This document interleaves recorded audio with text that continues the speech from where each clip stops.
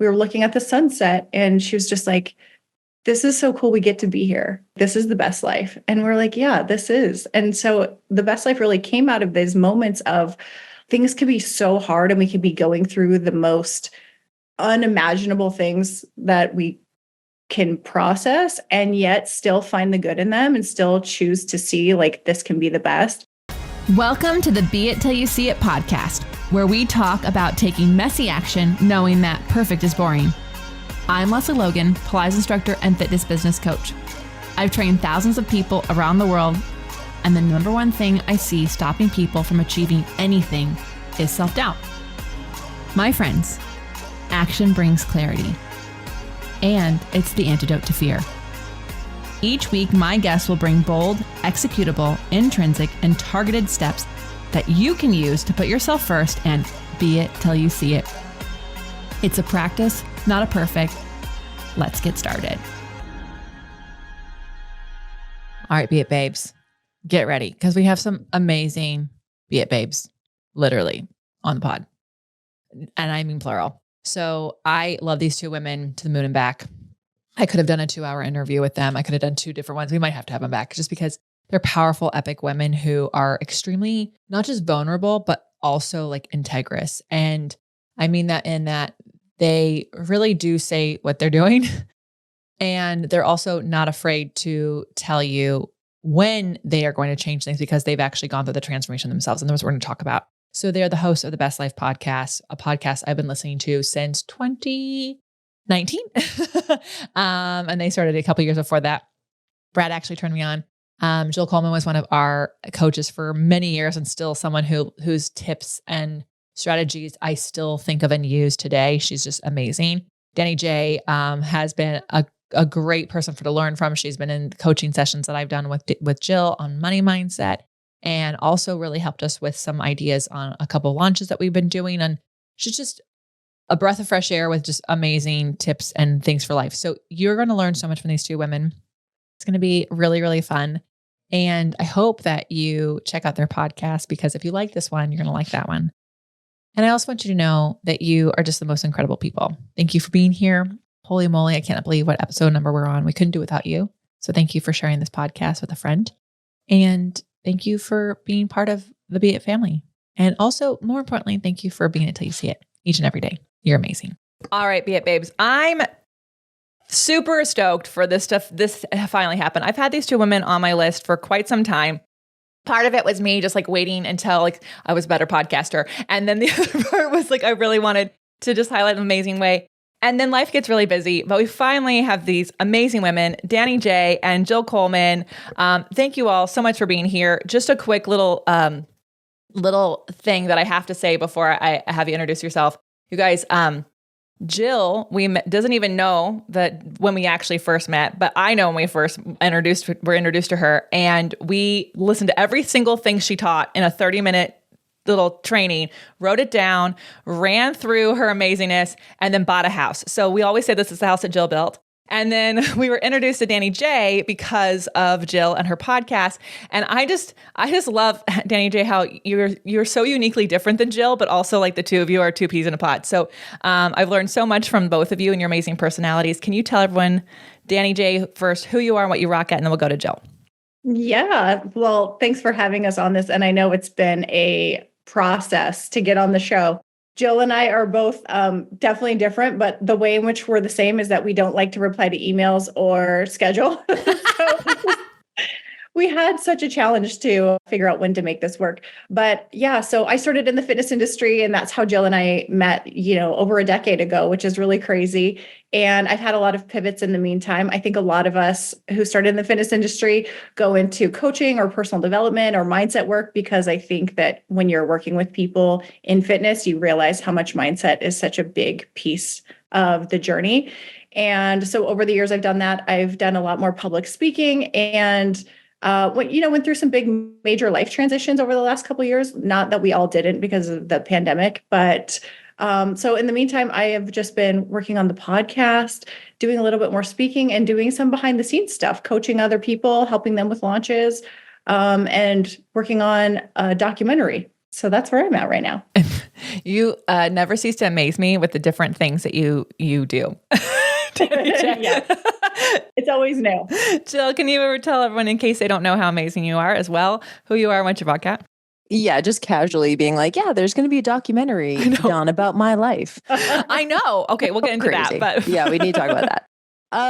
Yeah, I am so excited to be on this podcast and I can't wait for the recap.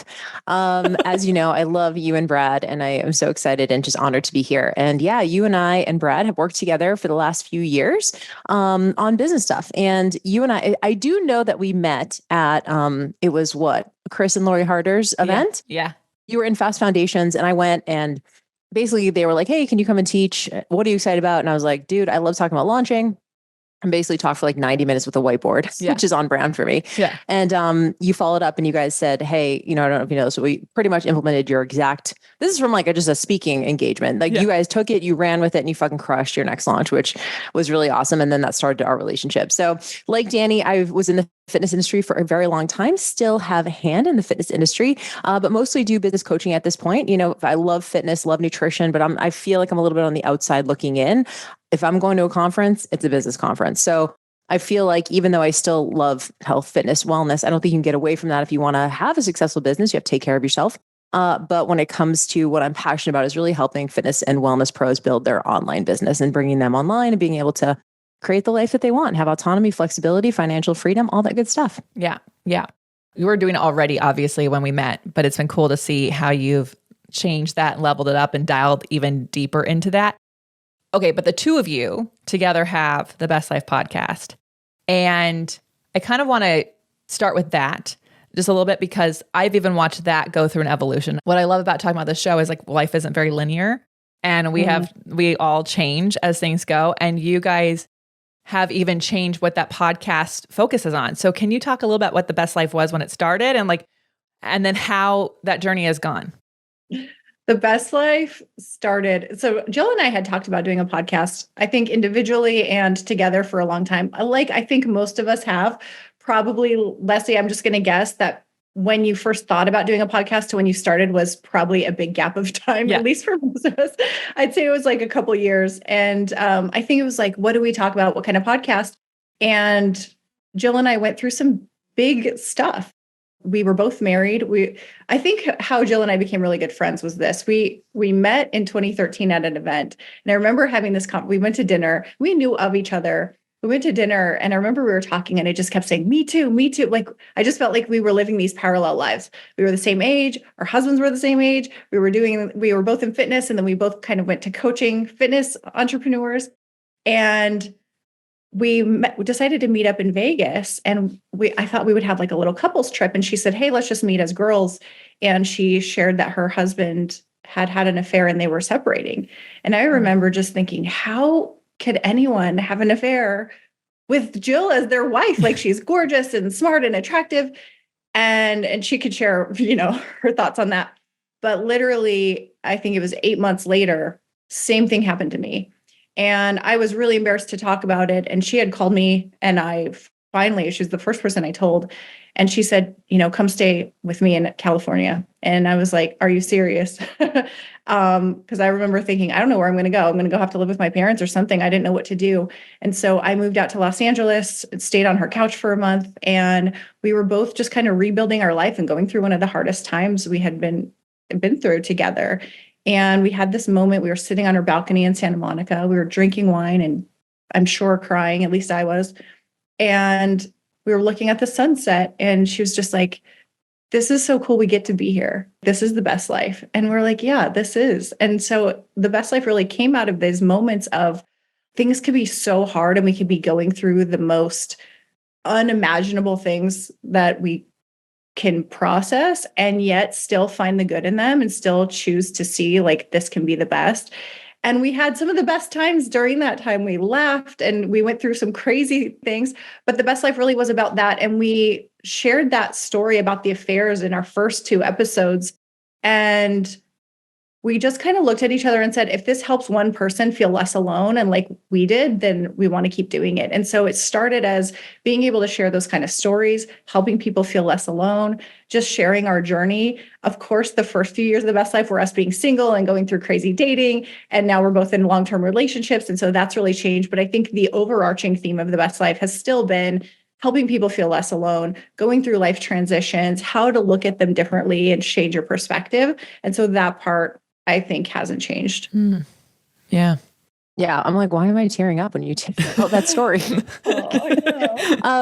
Yeah, we had talked about the podcast for a while, but we were kind of like, we don't really know what to talk about at this time. Like, I feel like people talk a lot more now about infidelity, and we have some friends who have like huge platforms who have since talked about being cheated on and going through infidelity and betrayal.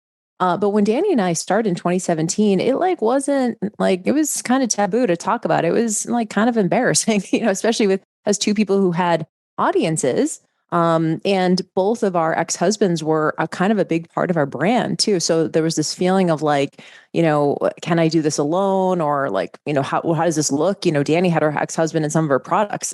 So it was like, so being able to share that, we see a lot more of that now. But we never wanted to be a show, or we never wanted to be coaches that help people like marriage counseling. That wasn't our thing. We weren't like, because we do get people who say like, should I stay or go? And we're like, dude, I'm like above my pay grade, right? Like that was never the thing. So we always took the angle of, look, this stuff is happening in your life. You can't control what your spouse does, your partner does, what other people in your life are doing, but you can always control what you decide to do and what you decide to make of it. And I think that really was the idea, that you have a locus of control and a time in your life, whether it's any kind of loss, doesn't have to necessarily be betrayal, any kind of loss, you have something you can do. You can still be in your power. Danny moving to LA, probably one of the hardest times of her entire life, but she actioned that. She could have stayed in Utah and like, when I talked to her, she's driving around and like crying in parking lots. And I was like, well, what are you doing? But she didn't, she could have easily just tried to stay. She could have tried to like, work on it. And, she did to a certain degree, but her ex was very clear about how he didn't want to work on it at that time. So, she was able to action something even in a time when she felt was completely betrayed. It wasn't her fault. And I felt the same way. And so I think for us, it's always been about like, that thing happened to you and it fucking sucks. And that person might be an asshole or whatever, but there's always something else that you can do. And so we've always focused on moving forward, taking action, taking ownership, taking responsibility. What does that next version of you look like? And so, yeah, I love that you said the best life has evolved, because it certainly has. We're not going out drinking until like 2 a.m. every 6 days a week, like we were doing, just trying to like cope and laugh and get through it. We had this one saying that for like about 2 years, we're just like, what else are you going to do? You're going through some of the hardest time in your life. You do what you can. And so, Danny hasn't even been drinking for the last 18 months, so it's like, we've completely shifted what our focus is. And I've definitely doubled down a lot more in business in the last several years. So it just evolves, and we've been able to luckily bring our audience along for that ride. Yeah, I guess like I would love to chat a little bit about that evolution, because I think a lot of people don't make changes because they're like, what are people going to think? What are people going to say? And obviously, like you already went through that with talking about the infidelity and talking about being single, but did people struggle as you guys got into relationships? Did you guys even like hesitate on sharing some of the transformations as the podcast was already going? Because I feel like a lot of people, they know what they want to do, but taking that next step where they could disappoint people is really the hardest thing to do. I think transformation sometimes is really slow and gradual, so you don't notice. Like, I don't think we got into our relationships thinking they were going to be 5-6 years later. So, we were dating thinking H guy was next.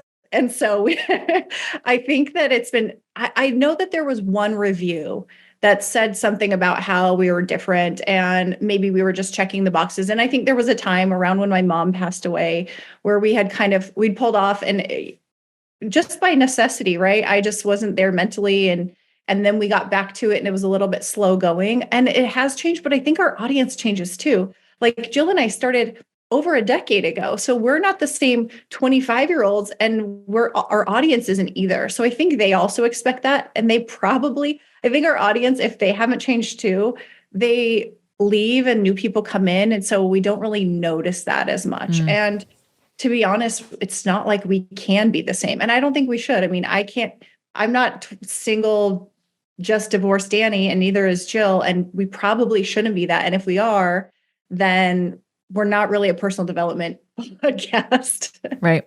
Right. Yeah. And not that you need to like necessarily be in a relationship, not the next evolution, but I also think, people follow the best life, not because Danny and I are like the expert at everything. They follow it because it's good listening and it's fun and it's two girlfriends, kind of processing stuff. A lot of times we'll be on an episode and it started out being about this thing. And then all of a sudden it's evolved into like this. And before I know it, like one of us is crying and like, and we're having this really vulnerable conversation. And so I don't know that people are like, oh yeah, Jill and Danny are experts at whatever, Yeah. but they would like to listen because it's a good conversation and because oftentimes we challenge each other and we don't agree on everything. So I think and it's just like conversations you would have with your girlfriends. I would say probably 80% of our reviews for the podcast say something like, I feel like I'm just hanging in the living room with my girlfriends and chatting. And so we've never tried to say, I think our tagline is like real, raw, sometimes insightful. Like we're not always, go to Huberman or go to, well, I guess he's a little bit canceled, but like go to someone else, right? If you want the research studies and shit like that, that's never really been our style. Our style has been just like real and raw. And that's what people tell us. So yeah. I thank you for sharing that. And I do think you're right, Danny J, like transformation does happen slowly. Sometimes like we'll go through that journey with you. And it's the rare person who maybe they were listening for a while and then they popped in like they've changed. Like that might be the thing. I want to get into, so Danny J, you've did in fitness and then in coaching and then finance coaching. And now you have a documentary. So can we just like chat a bit about, because I think, you, to me, are such a permission giver of really following what your heart is saying and like what you're drawn to. And, my perfectionists and overachievers who are listening, they're like, I said I was going to do it like this. So I'm going to do it like this. And maybe you do it like that, but I feel like you're like, no, this is how I'm going to do it. I feel you just give me a lot of permission to kind of just go a different way. So can you talk a little about how you got to what you're doing now in this documentary? Yeah, sometimes I feel mad at myself for not just sticking to one thing because like my friend Cassie, she's the brand Blogilates. And I remember looking at her maybe 5 or 6 years ago. And I was like, man, if I just stuck with Sweaty Betty's, which was my fitness brand for longer, I would be a lot more successful if I just stayed there. But I had these, and every single time it's been a moment of just, I cannot do this thing anymore. And it's like some physical feeling in my body that I just can't stand whatever it is. And that, like the Sweaty Betty's moment, I was actually at an orphanage and it was a very, very specific moment where I was hungry and there was nothing to eat. And someone brought us these peanut butter sandwiches made with Wonder Bread. And I was like, I had two simultaneous thoughts. As one, I'm not going to eat those kind of carbs. And two, I think I was like, I can't believe that I am saying that shit right now when I'm in an orphanage with all these starving kids and that's all they get. And so I had this like, holy shit moment of, wow, I'm so privileged that I can choose what kind of carbs I'm going to eat. And this is like all there is to eat at the moment. And so I came home really, really like having this inner dialogue of, I have so many clients that are like, can I eat this? Can I eat this? And I'm like, you're so lucky you get to have the choice to eat whatever you want, like get over yourself. And so I stopped doing meal plans really shortly after that. And I started to really focus on just what was behind that. It was like, okay, I noticed I attracted a lot of binge eating clients. And it was like, it's not really what you're eating, it's what's eating you. And so I got really into what was the deeper stuff. Now to use the word trauma is a little more like, I guess, the trendy thing, but it's like, what are the traumas behind that? What are the things that you're processing that are making you overeat? And so that really intrigued me. So did like success mindset and mindset stuff started to intrigue me. And so I started to shift, started to talk about it, but it was kind of gradual. I'd have these kind of conversations online and people would either jump in on it or not. But I found that the conversations I was having, other people were maybe having these insights at the same time. So it turned into another gradual thing. And when I look back, I'm like, how did I get from here? Like I was an acrobat at SeaWorld to what I'm doing now. And there's no linear line. But as I look back to each of the like little steps in the conversations in between, it does make sense how it's evolved. The pandemic was a big one. You know, none of us saw that coming. None of us saw how things would shift. But again, it brought up things for all of us to kind of contemplate. There were conversations that were being had about racism and privilege and things that I hadn't concerned myself with before. And that shifted a lot of the ways I think and the ways I show up. And so how I got to the documentary was this completely random and also on brand, as Jill would say. I was in a bathroom at the Ritz-Carlton. Jeff and I just went to go hang out and kind of work there. We were visiting in Orange County and met this woman in the bathroom, and she complimented my hair. And about 2.5 years ago, I lost a ton of hair. So I was wearing it. It was really thin and I was really embarrassed. So I bought a halo, like it's an expensive headpiece, like extra hair. And she goes, "Your hair is so pretty." And me, I can't take a compliment. That's not true. So I was like, "Thank you, but it's not my hair." And I literally pulled it off and showed her that I had this fake hair piece on. So she started laughing and I told her where to get it. And I was like, "Oh, I'll send you a link." So I got her phone number and sent her this link to get the hair. And she was probably in her 60s, or like 50s. And I don't know how it came about, but she somehow got a hold of my TED Talk. And my TED Talk was in 2021. And I share a lot about my life story. I was pregnant in high school and I was suicidal. And she watched it and she texted me and she said she saw this and she wanted to do a documentary on me. And I Googled her, found out she's like this documentarian and lives in Beverly Hills. She happened to be in Orange County at the Ritz for lunch with her friends. And I said, okay. And I didn't really take her seriously because I've dealt with Hollywood and TV people before and nothing ever comes of it. But a few months later, she had me come out to her house and do some filming. A couple months after that, she flew to Vegas to do some filming. We're doing some filming in 2 weeks. And I talked to her and she's like, "I want to get this done and have it out and ready for film festivals by 2025. So she's like on it and she's a legit person. She's won a lot of awards and she wants to enter this into the film festivals. So it's really going to be based loosely on my life, which is I have an interesting story with family and I came from a sperm donor and I placed my daughter for adoption. And so I don't even know the storyline of the documentary, but I know it's just going to be based loosely on my life and like familial and bloodlines and that kind of thing. That's so random. And also it makes a lot of sense that it's happening to you.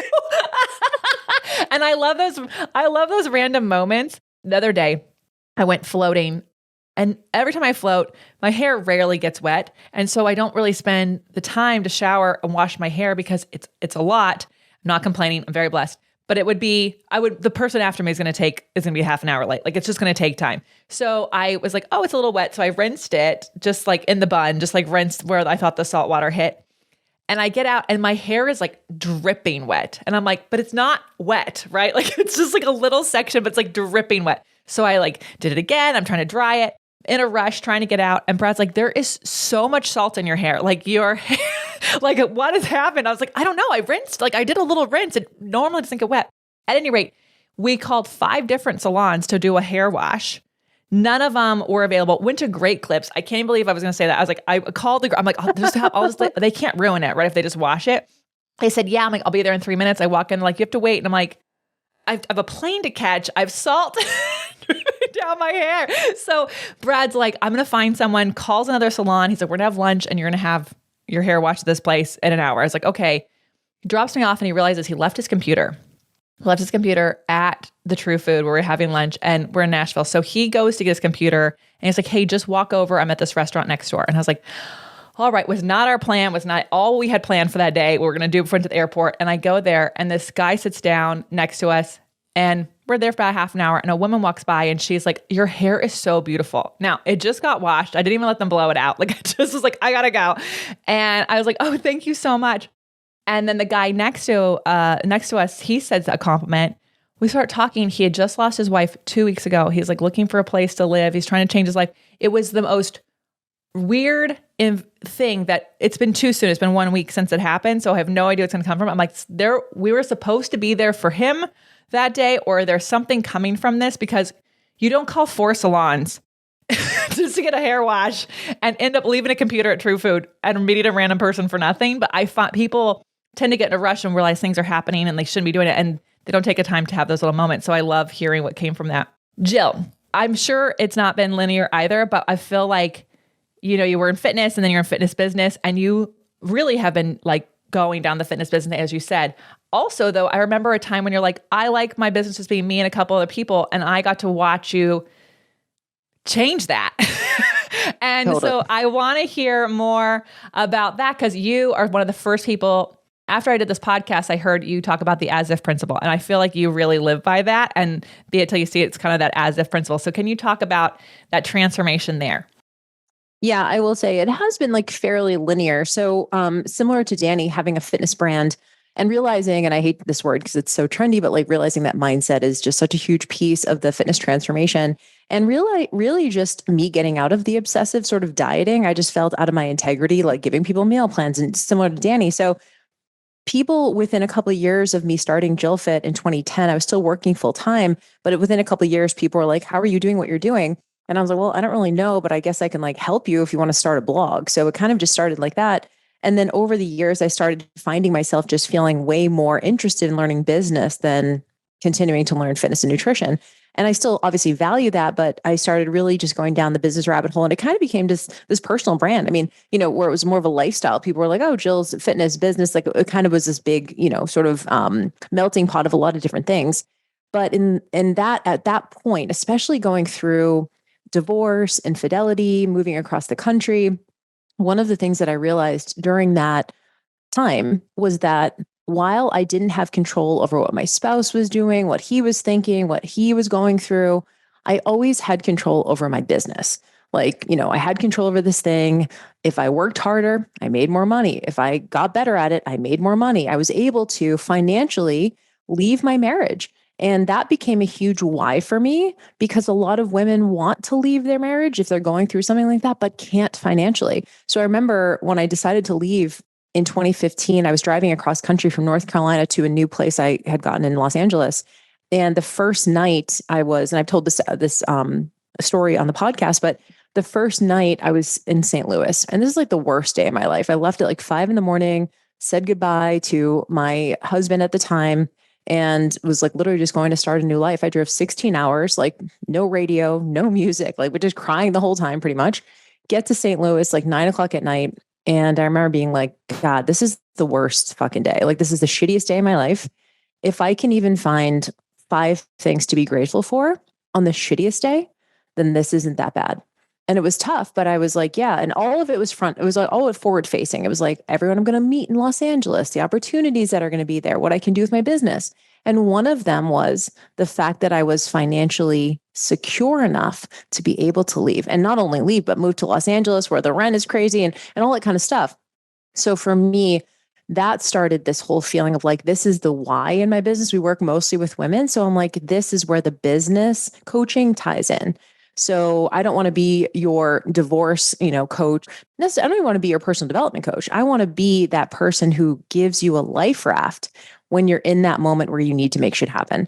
And so for me, that really kind of started that trajectory. But to your point, those first few years in LA, single, dating for the first time since I was 18. So, I'm like, I remember first time getting on a dating app, I downloaded like Tinder or something. And I literally thought people could see me. Like, I was kind of like, can they see me right now? I just had no fucking idea. So, then do I look good? Yeah, I'm like, what are they seeing right now?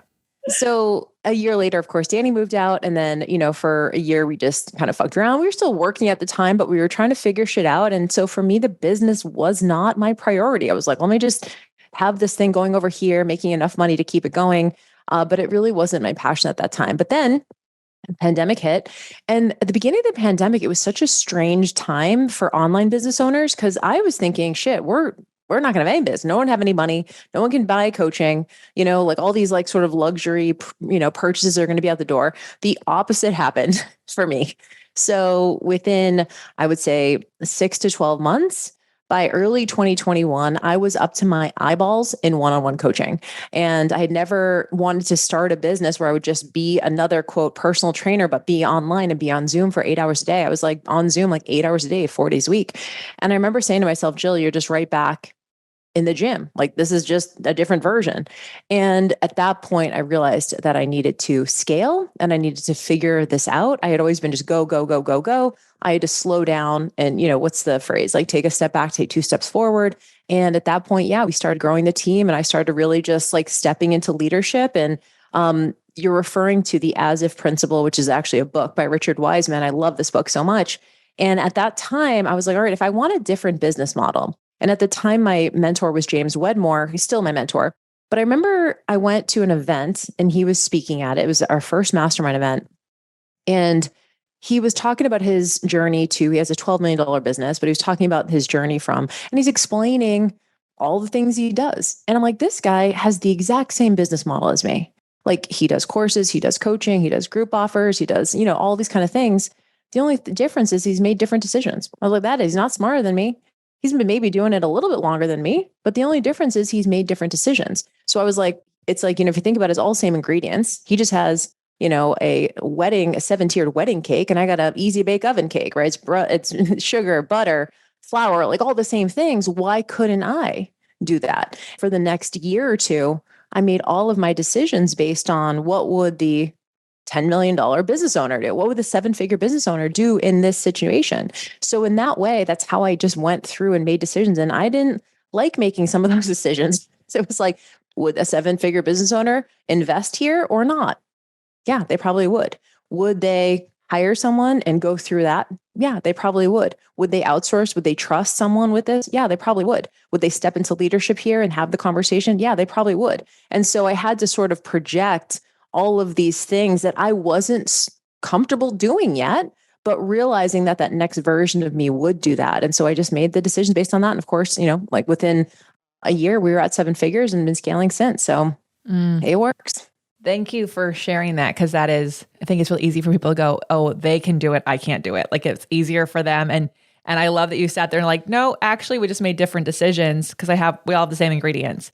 And so it's been really fun to watch. I've also benefited from your amazing education information. Like Brad and I still like use everything that you've taught us in our business, and we almost hit 7 figures last year. Like so close, which is amazing. To be able to say that, especially with what has been going on the last 4 years, it's even now how we can grow our business is very different than 2020 was much easier. I will say it felt easier anyways, even though I was like scared to death.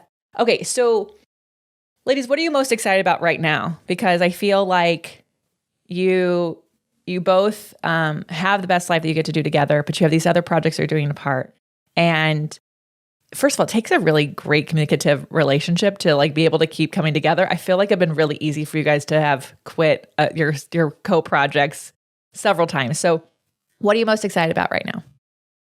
I actually want to touch on that because we've had, of course, over the years, people who want to do business coaching or who we have business coached and who want to do a podcast. And we've had even an episode on people who've asked us, should I have a podcast partner?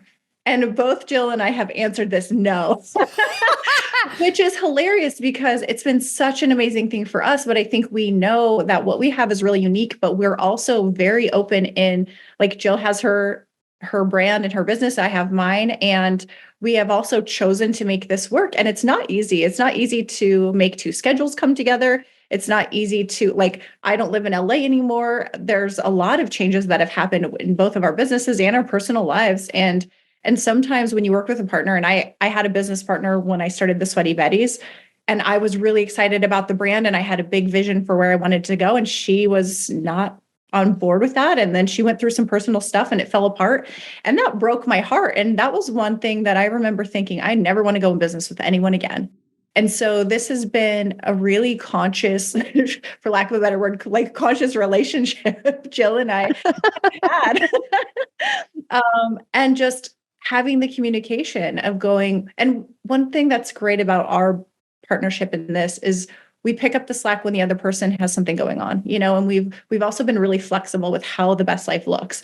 We've gone we don't always have to be on the same episode. We can have solo episodes. We can have one person interviewing and the other person not show up. And so that flexibility has allowed us to be consistent, because the hardest thing, and I'm sure you've seen this with podcasting, is consistency. Yeah. To show up every week and to publish every week is really freaking hard, especially when it's not like openly making money or there's not a direct payoff. It takes a long time and it takes a lot of momentum to get going.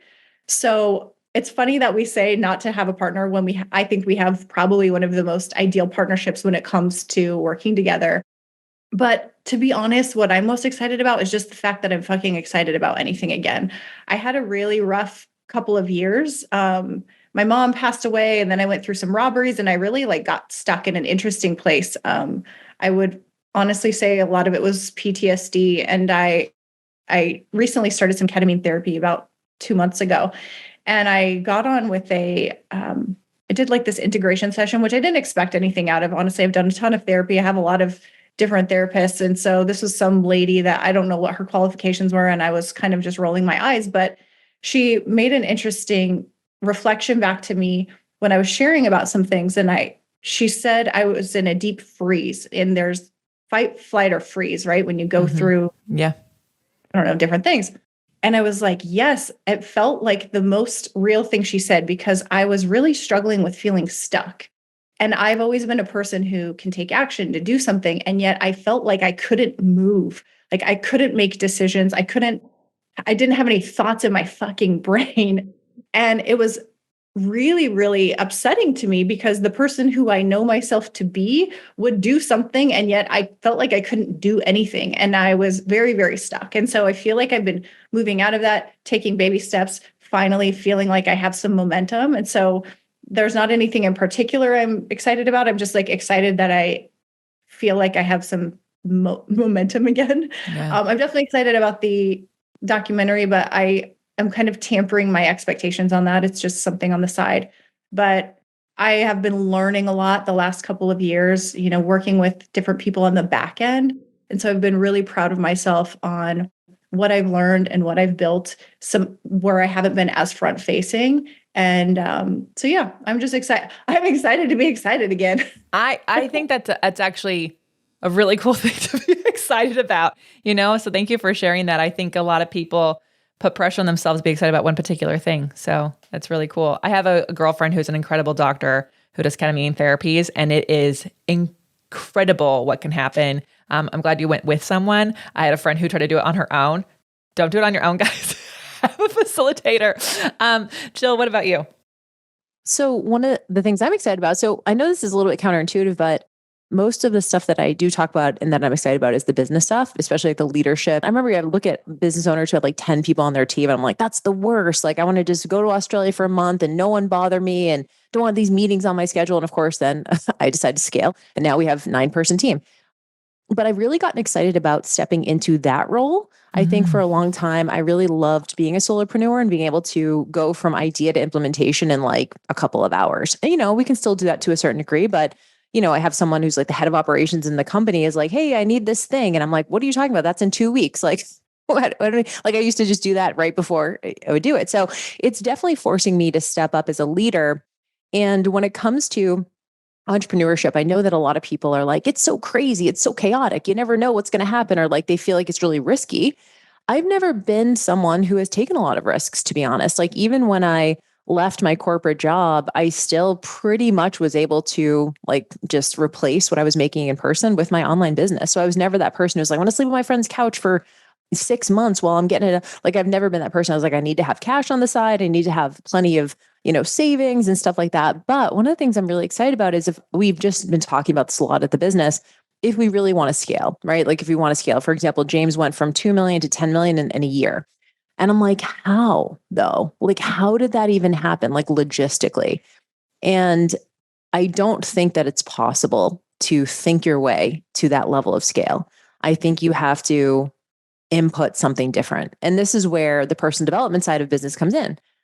Who am I showing up as, right? Like, what's the block there? We were talking before we turned on the mic about the big leap. I think one of the big things that I'm sort of going through personally is just like, what does the next version of Jill look like? Because the next version of Jill is the Jill fit will just be the effect of that. It will just be the result of me stepping into a new level of leadership. And so that's really what I'm focused on this year is like, what does that look like? And I might have to get uncomfortable again. One of the things that I love that Brendan Burchard says. He says some success is the biggest deterrent to more success. So I think it's really easy when you have a level of success, you're like, I'm good here. It's harder to be like, why would I want to get uncomfortable again?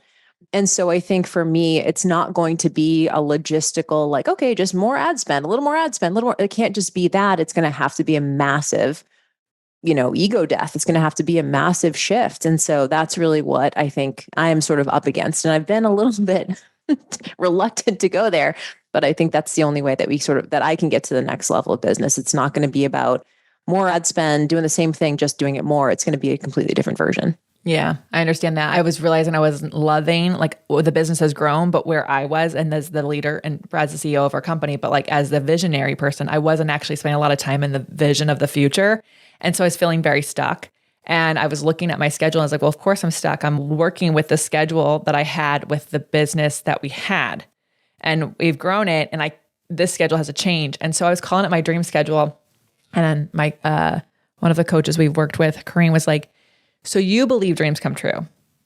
And so you can call it a dream schedule because you believe dreams come true. But if your team doesn't believe that, then they might think this is something far off in the future. So you might want to change the word. So I said, this is my intentional schedule and I expect it to be in place as soon as possible. And it completely shifted how they implemented it. And it's been really exhausting. I feel like every team meeting is about my schedule. It starts to feel like a little narcissistic, but the thing is that if my schedule can't allow me to step into the person I have to be as the leader, then I can't change the business. I can't, it's not, and I know it sounds so simple. It's like, Lesley, the schedule, but it's true. It's like how I spend my time will affect the business. And so it has to be that. So I'm in a similar ego death and it's the most uncomfortable. It's not fun. I just sometimes I'm like, maybe I should just go back to teaching. Okay, I really would love to talk to you girls forever. And I wish we could have a Vegas party. Brad was like, I have to tell this. I said, I have an interview with Brad and Danny J tomorrow. I was like, are they coming over? And I was like, I was like, babe, we don't really do in-person podcasts. So no, but I guess they could have if they both were here. He was a little disappointed that you weren't coming to the house. So we're going to take a brief break and then find out where people can find you, follow you, and work with you. All right, ladies, where can they listen to The Best Life? Where can they follow each of you? Oh my gosh. Best Life. They go to thebestlifepodcast.com. All our episodes are there. We're, of course, on all of the platforms, Spotify and iTunes. And I don't know where else you would listen to podcasts, but wherever else you would, I'm sure we're there. And Instagram at The Best Life Podcast. And then personally, I am at DannyJ.com on Instagram. That's probably the best way to find me. It's DANNY, like a boy, JDOTCOM. Yeah. And so same thing, Best Life Podcast on Instagram. I will say we do Meme Monday. So if you guys love memes, they're always relatable. Make sure you're following The Best Life Podcast. Then on Instagram, I'm JillFit, and then just JillFit.com, JillFit on all the places. Okay. Y'all go follow. I promise you. I love both all of your personal Instagrams and The Best Life. It brings me so much joy. Okay, so bold, executable, intrinsic, targeted steps people can take to be it till they see it. This is those inspirational but actionable things people can do. What do you have for us? Go ahead, Jill. Oh, I got to go first this time? Yeah. So actually, I mean, if people are really into this, and I'm sure you've mentioned this book before, but the As If Principle for sure, that really is my Bible, because here's the deal. And you know this, if you listen to this podcast with Lesley, you get it, that there's going to be a gap between where you feel comfortable and where you know you need to go. And I'm a very logical person. So for me, I'm always just like, okay, what's the action item here? What's the way that I can sort of step into that new version of myself, even when I'm still scared? And really picturing. So for me, it's Oprah. I always go what would Oprah do? So think about the person that either you want to become or the person you look up to who has the quote unquote success that you want, and really sort of filter your decisions through what you believe that they would do. And so for me, that's made all of the difference. So that actually closes the gap. And sometimes I'll make a decision and run away to a corner and hide, because I'm like, oh God, I just said I was going to do that. But I put myself on the hook. And what happens when you put yourself on the hook to do things that are scary is you watch yourself actually do them and go through the scariest part. And then you get through it. And then you have now a show of evidence that you can do hard things, and it boosts your self-efficacy. And then you can do more hard things because you have a show of evidence that you got through and you survived. And so I think there's something really important about, people always talk about get out of your comfort zone. It's cool, but how? And to me, this has been a very tactical step and a very tactical way to look at, like, how do you get out of your comfort zone? If you want a different reality, right, you need to change. And so for me, that's been so simple. Not always easy, by the way, but especially in business, I would say this is the easiest thing. When it comes to health and fitness, I think if we try to do it in health and fitness, it's like, what would that fit person do? They'd go to the gym. And I'm like, yeah, it doesn't have the same excitement to me. I'm like, yeah, I know they would. But in business, you have to figure out, like, where do you want to go? And for me, like, that's the vision, is like, I really want to step into leadership, not because for me, part of the reason of scaling the business was because I wanted a new skill set. Like, I've been doing this thing for a long time. And so I think if you truly want that next level version, you can't just wish and hope and think and dream and make the vision board. You got to actually take inspired action. And so this has been a very simple way for me to do that. Yeah, that's good. I don't really have anything to add, except I want to just kind of tack this on to everything Jill said. And something you guys both mentioned was the ego death. I think when we are attached to who we were or to how people are used to seeing us, like you had asked early on, were you scared when we had an evolution? Are we afraid that people are going to, pull us back into that box or get mad that we've changed? You got to let go of that on yourself, right? You beating yourself up for wanting to change or be different. You have to be different. So that as of principle is beautiful. Like, who would the person be? And that person might be someone else who's not who you are right now. And you have to be able to let go of who you are to become the person you want to be. So that ego death is big, and it can be painful and it can be scary. But in order to be different, you have to be different, and you got to let go. So kill your ego and kill the old version of yourself so you can be the person you're meant to be or you want. You also need to, like, own it too. When Danny and I shared on the podcast that, it's humbling to share that you're the person who you love the most in the world cheated on you. Like, that's very humbling. But in order for us to be able to talk about that publicly, we had to get right with it, right? We had to get right with it, because then we're not available for the peanut gallery. We're not available for people to say, well, did you work on it enough? Like, and just everything that people want to say.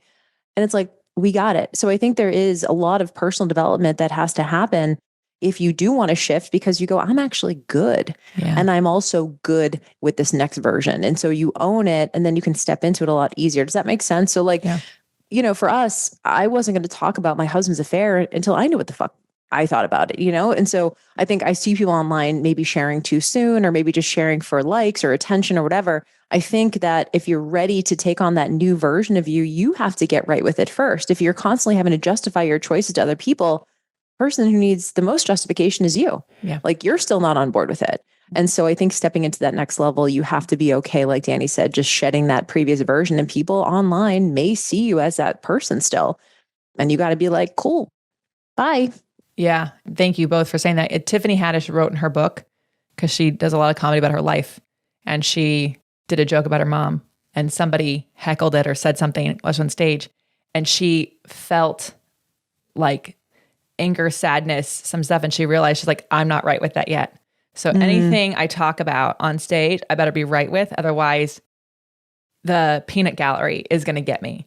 And if I'm right with it, it doesn't really matter what they say, because they don't matter to me. Right. And so, it's a very interesting thing. It's hard to do. I remember, when I was homeless 10 years, well, it's now 11 years. It's kind of crazy.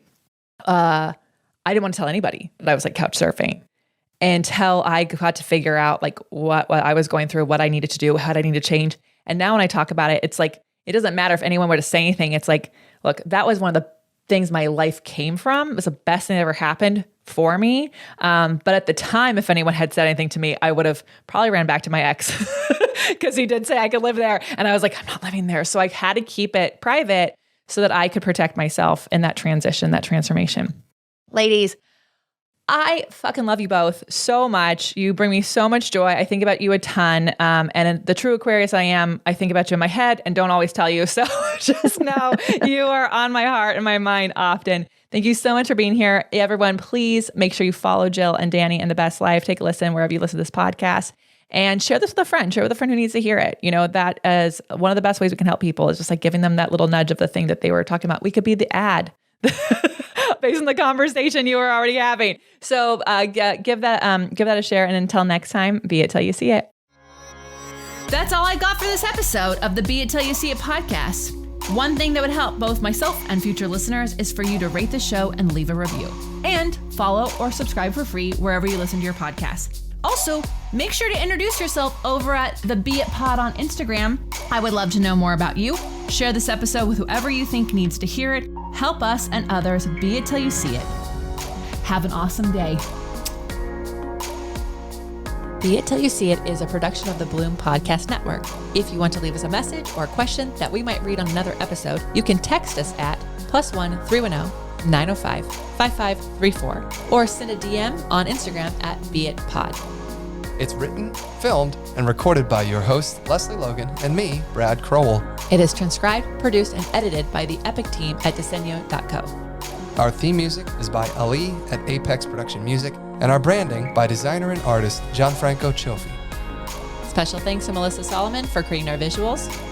Also to Angelina Herrico for adding all of our content to our website. And finally, to Meredith Root for keeping us all on point and on time.